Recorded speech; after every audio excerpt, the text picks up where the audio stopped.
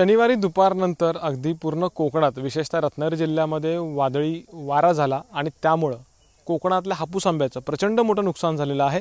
अर्थात धुळीचं वादळ देखील काही भागांमध्ये आपल्याला दिसून आलं आणि स्वाभाविकपणे जे वादळ झालं जो सोसाट्याचा वारा होता त्यामुळं आत्ता जर आपण बघतोय तर त्या बागांमध्ये आपण जर लक्ष टाकलं ना तर आपल्या ध्यानात येतं की किती मोठ्या प्रमाणात आंबे पडलेले आहेत। अक्षरशः हातातोंडाशी जो घास आला होता शेतकऱ्याच्या तो पूर्णपणे ह्या निसर्गानं हिरावून घेतलाय। ऑलरेडी आंब्याचं उत्पादन यंदा हापूस आंब्याचं हे प्रचंड कमी आहे, म्हणजे 10% आहे, तुलनेनं नगण्य असं हे उत्पादन आहे आणि त्यात निसर्गाचा हा मारा यामुळं शेतकरी पुरता हवालदिल झालाय। मी आता हे मयेकर म्हणून एक शेतकरी आहेत त्यांच्या बागेत आहे। मला वाटतं हे प्रातिनिधिक उदाहरण असेल की साधारणपणे हापूसची काय अवस्था आहे।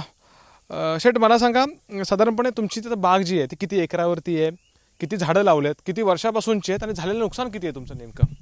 ही बाग आहे ही 2.5 एकरमध्ये आहे आणि 2.5 एकरमध्ये 100 झाडे आहेत।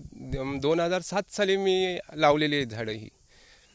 आणि बघायला गेलात तर यावर्षी 15%च उत्पन्न होतं आणि या 15% उत्पन्नासाठी खर्चही अपाट झालेला आहे। आणि जे काय 15% उत्पन्न होतं त्यापैकी 50% उत्पन्न आम्ही एप्रिलपर्यंत काढून घेतलं होतं आणि जे काय 50% शिल्लक होतं ते आम्ही आता 4 दिवसामध्ये काढणार होतो, परंतु काल झालेल्या अपाट वादळ झालं त्याच्यामुळे ते नुकसान म्हणजे आंबा तयार झाले तर जमीनदोस्त झालेला आहे।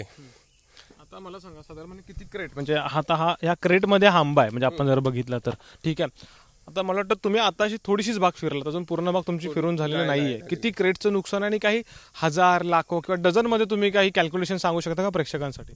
आता बघायला गेलात तर माझ्याकडे 400-450 झाडं आहेत आणि या बागेमध्ये मी आत्ताच सकाळी गोळा केलेले जवळजवळ 7 ते 8 क्रेट गोळा केलेत आणि जवळजवळ 450 झाडांमध्ये जवळ 150 ते 200 क्रेट वाया गेले असतील आणि पेटी बघायला गेलात तर 350 ते 400 वाया गेलेली आहे माझी या पेटीमध्ये। नाही म्हटलं तरी आता 2,500चा दर चालू आहे पेटीला कमीत कमी।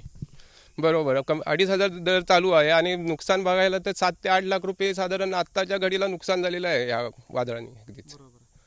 तर म्हणजे ही एका शेतकऱ्याचं उदाहरण आहे, म्हणजे एका बागेतलं हे उदाहरण आहे, प्रातिनिधिक उदाहरण आपण असं याच्याकडे बघू शकतो।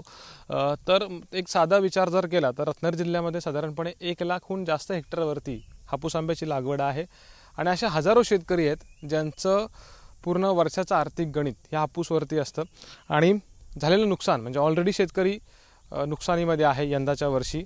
त्यात मागच्या 5 ते 7 वर्षांपासून निसर्गाचं चक्र त्याला आड येतं आहे आणि त्यात हे नुकसान। मला वाटतं ह्याच्यावरनं कल्पना येते की साधारणपणे कोकणातल्या हापूस उत्पादक शेतकऱ्याची स्थिती काय आहे आणि कालच्या वादळानं किती नुकसान केलंय।